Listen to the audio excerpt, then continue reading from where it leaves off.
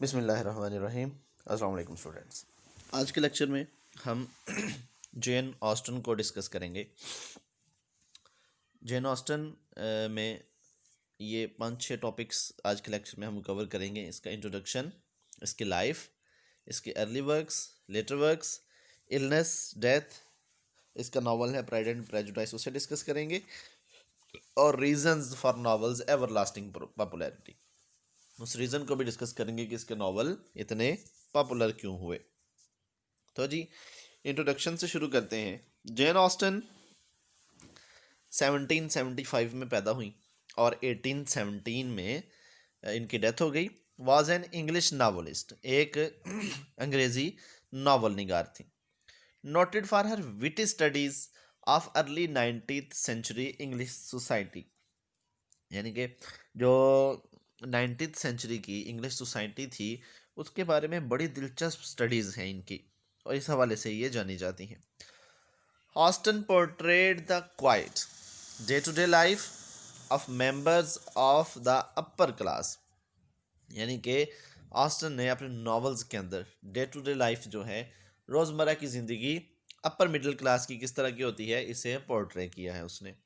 Her works combine romantic comedy, social satire and psychological insights, यानी कि इनके works के अंदर, इनके नॉवेल्स के अंदर तीनों चीज़ें मौजूद होती हैं। रोमांटिक कॉमेडी भी होती है, सोशल सटायर भी होता है, और साइकोलॉजिकल इंसाइट्स भी होते हैं। उसके बाद there are 2 common themes in Austen's books. Austen की किताबों के अंदर 2 थीम जो हैं वो कॉमन है।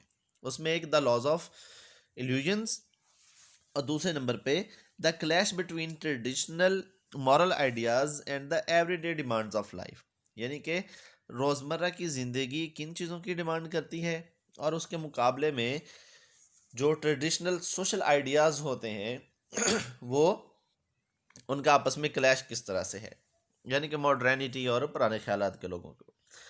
Because of her sensitivity to universal patterns of human behavior, Austen was one of the greatest novelists of 19th and 20th century.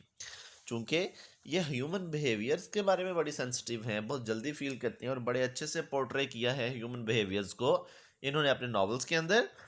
इसीलिए 19th and 20th century की बेहतरीन नावल निगार माना जाता है इन्हें। अब इनकी लाइफ पे अगर आए तो जो जेन ऑस्टन 16 दिसंबर 1775 को हैम्पशायर इंग्लैंड में पैदा हुई थी।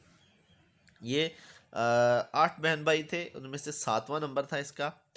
और फिर शुरू के दिनों में 3 years of school in Oxford के पहले 3 सालों के अलावा, जो कि अपनी बहन कैसेंड्रा के साथ वहाँ जाती थी, बाकी की सारी तालीम she was educated at home, घर पे ही मिले इसे। और फिर बहुत जल्दी इन्होंने अर्ली एज में लिखना शुरू कर दिया था। At the age of 13 she was writing amusing and instructive parodies, यानी कि बहुत इब्तदाई उम्र में, सिर्फ 13 साल की उम्र में ही इन्होंने बाकायदा लिखने का आगाज़ कर दिया था, और बहुत कुछ ये लिखने लग गई थी। फिर जब एज ऑफ 23 साल की उम्र में शी हैड रिटन 3 नॉवेल्स, इन्होंने 3 नावल लिख लिए थे। एलिनोर एंड मरियाने, फर्स्ट इम्प्रेशंस और सूजन। फिर 1801 में इनकी फैमिली वहाँ से, जहाँ ये पैदा हुई थी, बाथ एक टाउन था, वहाँ चली गई। फिर 1805 में इनके फादर की डेथ हुई, तो जेन ऑस्टन, इसकी बहन कैसेंड्रा और इनकी मदर जो थी, वो एक विलेज था चॉर्टन स्टीवनटन के करीब, जहाँ ये पैदा हुई थी, वहाँ वापस चले गए। She led a secluded life with her family, never marrying, इन्होंने अकेले ज़िंदगी गुजारी, अपने ख़ानदान के साथ कभी भी शादी नहीं की। फिर जी अगर इसके अर्ली वर्क्स की तरफ आए तो पहला जो इनका 2 फेजेस हैं इनकी ज़िंदगी में लिखने के। पहले फेज़ में 1795 से 1798, इन सालों के अंदर इन्होंने ये जो 3 नॉवेल्स हैं, sense and sensibility, pride and prejudice और नॉर्थेंजर अबे। इन तीनों नावल्स का इब्तदाइया लिखा था, यानी कि फर्स्ट वर्जन लिखे थे, फाइनल नहीं किए थे। फिर Austen's family preserved the writing she did as did. कुछ इब्तदाई उम्र में जब ये टीनेजर थी तो कुछ चीज़ें इन्होंने लिखी थी जो इनकी फैमिली ने संभाल के रखी, और वो फिर इनकी वफ़ात के तकरीबन 100 साल के बाद पब्लिश हुई, लव एंड फ्रेंडशिप के नाम से। फिर जी लेटर वर्क्स में अगर आए तो फिर दूसरा फेज़ इनकी ज़िंदगी में जो राइटिंग का है वो 1811 से 1816 तक है। फिर उस एज के अंदर इन्होंने वो जो पहले इब्तदाई नावल के वर्जन्स लिखे थे उन्हें फाइनल किया, revise and prepared sense and sensibility, pride and prejudice for publication.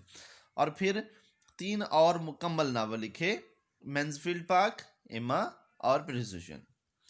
फिर several other incomplete works were published after ऑस्टन्स death. ये तो वो वर्क थे जो हमारे सामने आए जो इन्होंने अपनी मौत से पहले पब्लिश करवा लिए थे, और बड़ी सारी ऐसी राइटिंग्स थी जो इनकी वफ़ात के बाद पब्लिश हुई, जैसे द वाटसन्स है, fragment of a novel, plan of a novel. तो अब फिर अब इनकी जो डेथ है ये भी कुछ ज़्यादा बहुत ज़्यादा उम्र नहीं हुई, 41 ईयर्स में इनकी डेथ हो गई थी। अब डेथ हुई क्यों? तो the cause of Austen's final illness is not known for certain. इनकी जो मौत है उसका कॉज नहीं पता, लेकिन लगता यूं है सिम्टम से कि इन्हें एडिसन्स डिजीज हुई थी, और Austen died in Winchester in on 18 जुलाई 1817। 18 जुलाई 1817 को 41 साल की उम्र में इनका इंतकाल हो गया, और she was buried in Winchester cathedral on 24 जुलाई 1817। 24 जुलाई 1817 को विंचेस्टर के कैथेड्रल के अंदर इनका दफन किया गया। ये विंचेस्टर कैथेड्रल की फोटो है। फिर जी अब pride and prejudice. Pride and prejudice चूंकि बहुत अहम है, और इनका सबसे मशहूर नावल भी यही है, और हमारे सिलेबस का भी चूंकि हिस्सा है, तो इसे हम ज़रा डिटेल देखें तो ज़्यादातर जो प्राइड एंड प्रेजुडाइस है पहले नंबर पे, तो ये इट्स अ कॉम्प्लेक्स नावल, क्योंकि मिक्सिंग रोमांस एंड रियलिज्म, इसके अंदर दोनों चीज़ें मिक्स हैं, रोमांस भी और रियलिज्म भी। चूँकि अगर आप लोगों को इल्म हो तो आम तौर पर जो रोमांटिक नॉवेल्स होते हैं, या जितनी भी रोमांटिक राइटिंग्स होती हैं, वो सारी की सारी इमेजिनरी होती हैं, उनमें रियलिज्म बहुत कम होता है, बल्कि होता ही नहीं। ये सिर्फ जेन ऑस्टन ने ऐसा किया कि रोमांस को रियलिज्म के साथ मिक्स किया है, इसलिए इनके नावल थोड़े से कॉम्प्लेक्स हो जाते हैं। और इन्होंने बहुत सारी और चीज़ें की अपने नावल्स के अंदर ताकि रियलिस्टिक एंड रेलिवेंट हो to the period of 19th century, यानी कि उस दौर के जो लोग थे, इनकी राइटिंग्स उन लोगों के बिहेवियर्स के साथ रियलिस्टिक भी हों और रेलिवेंट भी हों। और फिर at the same time it has also the touch of romance, और इनके अंदर रोमांस तो मौजूद है ही। अब the plot of pride and prejudice is like the plot of romance, यानी कि जो अगर प्लॉट है जो इस नावल का, वो ऐसे ही है जैसे कि एक रोमांस का, एक रोमांटिक नावल का प्लॉट होता है।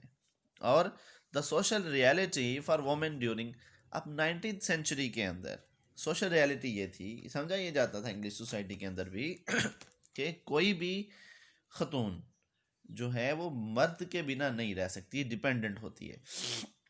और रिवाज यही था जैसे हमारे यहाँ सोसाइटी में है, जब तक कोई औरत शादी करके अपने शोहर के घर नहीं चली जाती तब तक वो अपने बाप के घर में रहती थी।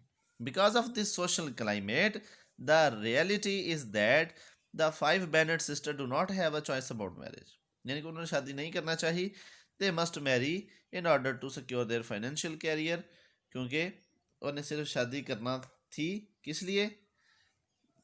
To secure their financial future, ताकि उनका फाइनेंशियल फ्यूचर महफूज हो सके। अब Austen addresses the social realities of the time and also satisfy the readers desire for romance by have Jane and Elizabeth's suture not only be rich but also be dashing, attractive and moral।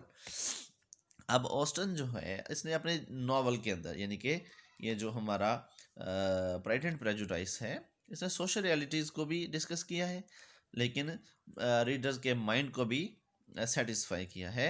और वो ये जेन और Elizabeth character है इसके, ये आगे चल के हम जब पढ़ेंगे तो फिर ये आपको क्लियर हो जाएगा, अभी इसे मैं स्किप कर रहा हूँ।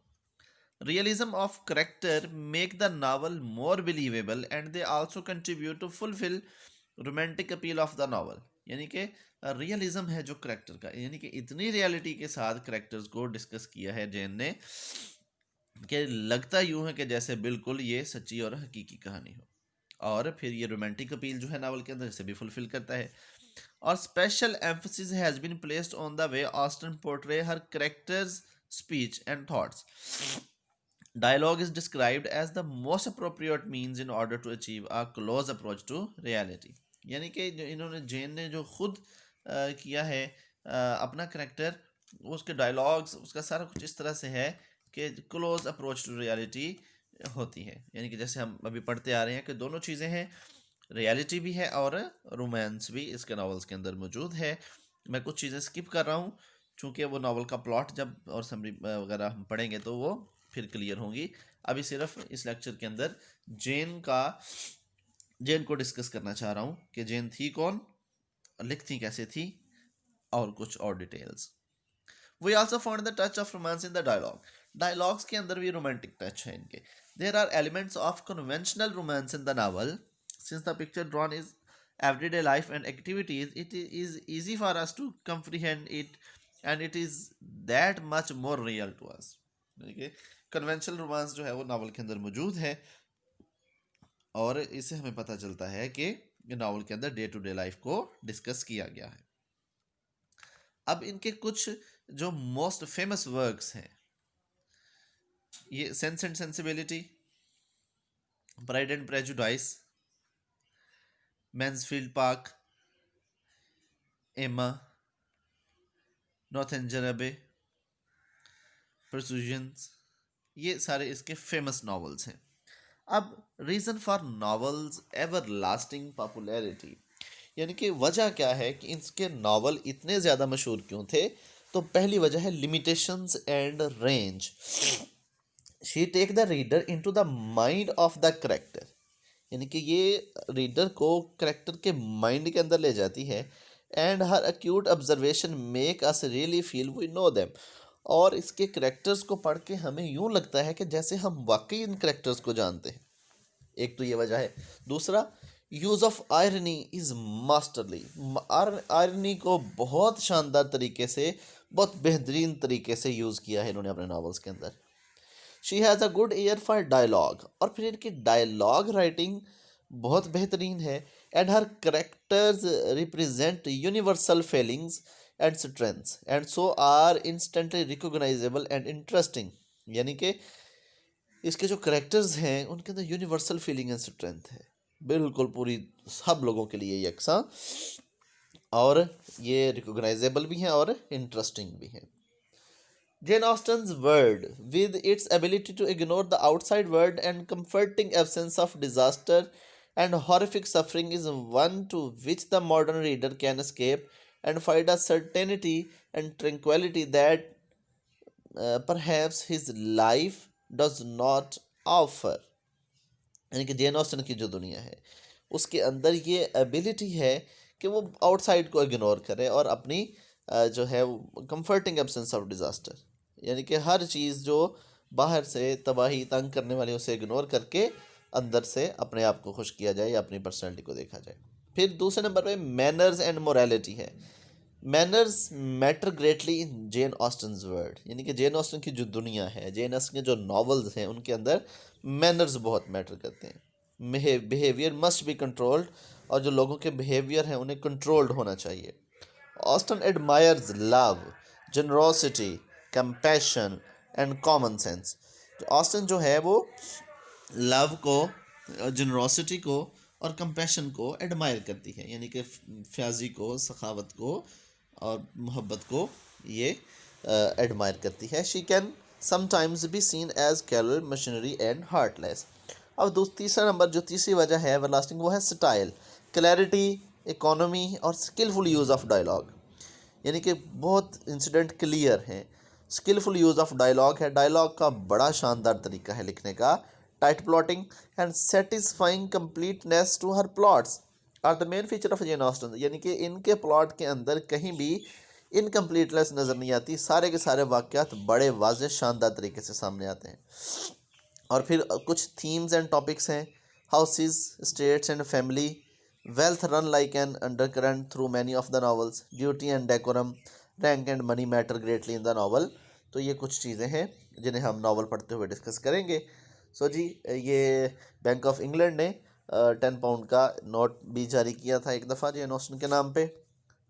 सो ये कोटेशन है जेन ऑस्टन की, it is not what we say और think that defines us but what we do, Jane Austen ने कहा था।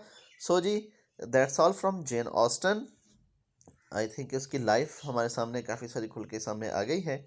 नेक्स्ट लेक्चर के अंदर हम इसका नावल प्राइड एंड प्रेजुडाइज को डिस्कस करेंगे। तब तक के लिए अल्लाह हाफिज़।